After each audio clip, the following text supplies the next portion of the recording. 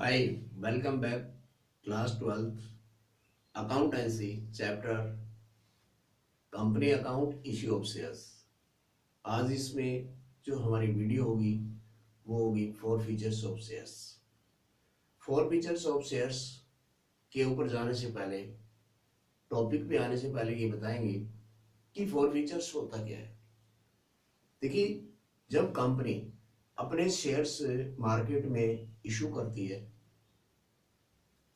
तो पार्टली क्या है, पेमेंट को शेयर्स होल्डर से मांगती है, एप्लीकेशंस पे मांगती है, अलॉटमेंट पे मांगती है, first and call, final call. वो कंपनी के ऊपर निर्भर करता है कि वो कौन किस तरह से मांगती है।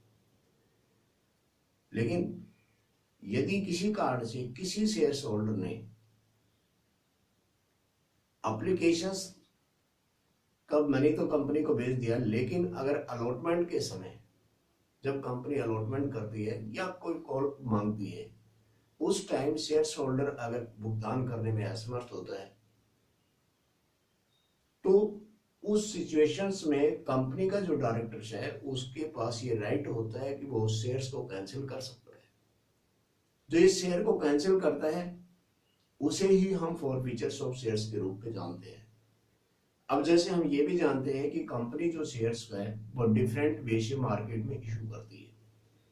एट पार पे भी इशू करती है, एट प्रीमियम पे भी इशू करती है।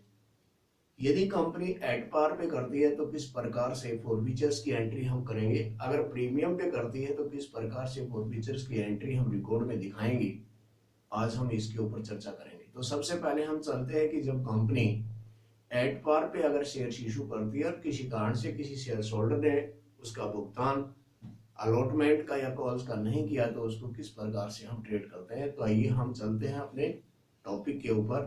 तो यहाँ पे हम ये देखते हैं कि if the shareholder fail to pay the amount due on allotment or any call money within the specified period, जो उसने ऑलरेडी प्रोस्पेक्टस में जो स्पेसिफाइड पीरियड दिखाया हुआ है, जिस टाइम इशू किए हुए शेयर, और उसमें अगर भुगतान नहीं करता है शेयर होल्डर किसी कारण से, तो डायरेक्टर के पास राइट है कि वो उस शेयर्स को कैंसिल करेगा। इसे हम फोर फीचर्स ऑफ शेयर्स के रूप में देखते हैं। अब जब कंपनी एट पार पे इशू करती है और उसमें अलॉटमेंट के समय या फर्स्ट कॉल के समय या फाइनल कॉल के समय अगर शेयर फोर फीचर होता है तो उस पोजीशंस में हम जितनी अमाउंट से कंपनी ने जिस पोर्शंस पे अलॉटमेंट पे नहीं दिया है तो अलॉटमेंट के विद अलॉटमेंट की अमाउंट की जो शेयर कैपिटल हमने क्रेडिट की है उसे डेबिट करना होगा। तो हम शेयर कैपिटल को यहाँ पे डेबिट करेंगे, और अगर अलॉटमेंट के टाइम पे असमर्थ है तो अलॉटमेंट की जितनी अमाउंट उसने नहीं दिया उसको डेबिट करेंगे, यदि क्रेडिट करेंगे। और कॉल मनी के ऊपर अगर नहीं भुगतान करता है तो कॉल मनी को क्रेडिट करेंगे, और जो भुगतान शेयर होल्डर ने कर दिया, एप्लीकेशंस का मनी का भुगतान कर दिया या अलॉटमेंट का किया, तो उस अमाउंट को हम क्या है कि फोर फीचर्स कर देंगे और वो क्रेडिट में दिखाया जाएगा। अब इसको एक एग्जाम्पल के माध्यम से हम कंसेप्ट को क्लियर करते हैं कि मान लेते हैं कि एक गोपाल जो है उसके पास कंपनी के जो शेयर्स है 100 शेयर्स के लिए उसने अलॉटमेंट किया और कंपनी ने उसको शेयर्स इशू किए। शेयर्स की वैल्यू 10 रुपए ईच है। कंपनी जो शेयर्स की मांगती है वो 3 रुपए उसने भुगतान किया, 10 रुपए से 3 रुपए भुगतान किया ऑन एप्लीकेशंस एंड 2 रुपए on allotment, but he could not pay the 2 rupees of first call. If the shares of Gopals are forfeited by the director, तो उस पोजीशंस में एंट्री क्या बनाएंगे? एप्लीकेशंस का उसने भुगतान किया, अलॉटमेंट का भुगतान कर दिया, लेकिन फर्स्ट कॉल का भुगतान नहीं किया। शेयर्स की वैल्यू है 10 रुपीज, तो फर्स्ट कॉल को शामिल करेंगे तो यहाँ पे 3 रुपए एप्लीकेशंस, 2 रुपए अलॉटमेंट, 5 रुपए ये हो गया, और इसमें 2 रुपए फर्स्ट कॉल, यानी कि टोटल 7 रुपीज कंपनी ने मांग की थी।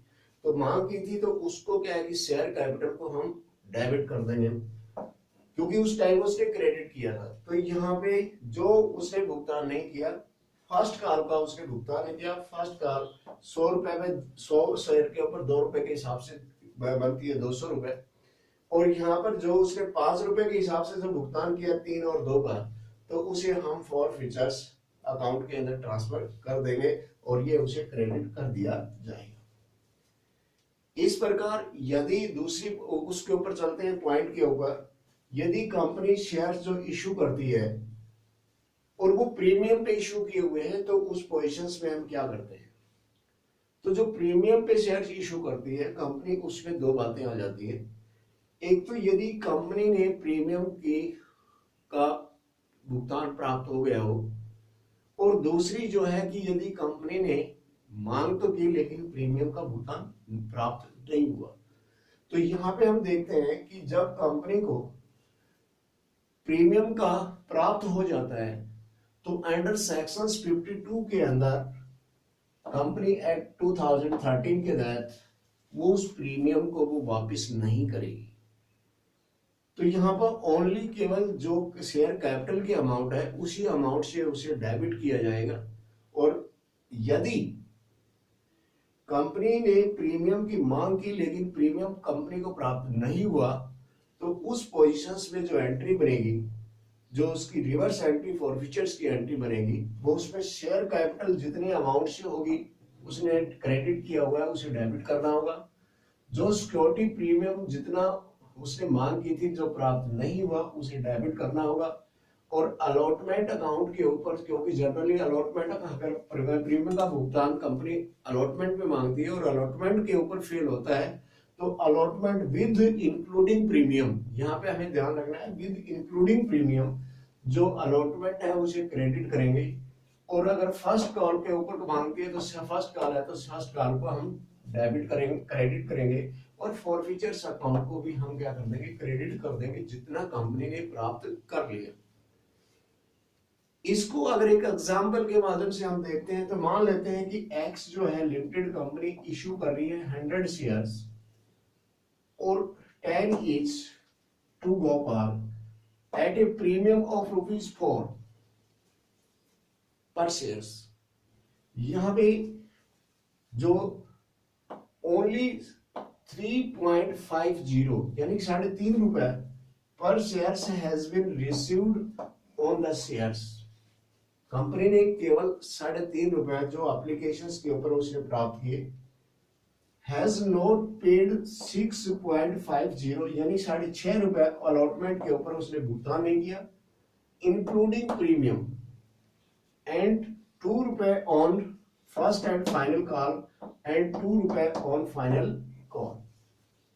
यानी कि केवल कंपनी को 10 रुपए में से 3.5 रुपए प्राप्त हुए। नहीं तो उसने अपलॉटमेंट का भुगतान किया, नहीं उसने फर्स्ट कॉल का भुगतान किया, नहीं उसने फाइनल कॉल का भुगतान किया।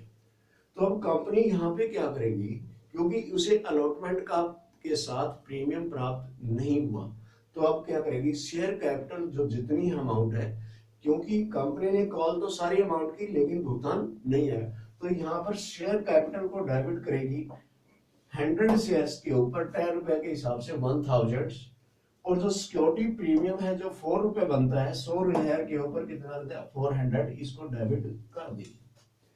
अब उसके पास जो अलॉटमेंट की अमाउंट है, क्योंकि यहाँ पे जो 6.5 रुपए जो है इसमें इंक्लूडिंग प्रीमियम है, तो इंक्लूडिंग प्रीमियम को अलॉटमेंट को क्या करेगी, क्रेडिट करेगी। और इसके फर्स्ट कॉल का जो भी भुगतान नहीं किया तो फर्स्ट कॉल को भी क्या क्रेडिट करेगी, क्योंकि 2 रुपए के हिसाब से 100 शेयर के ऊपर कितना 200 रुपए होगा।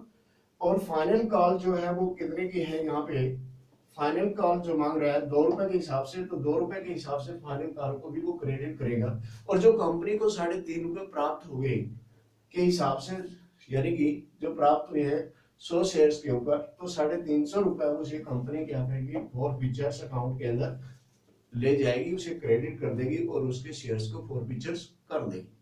तो इस प्रकार आज हम इस वीडियो में ये कंसेप्ट क्लियर हुई है कि शेयर्स फॉरफीचर्स किसे कहते हैं।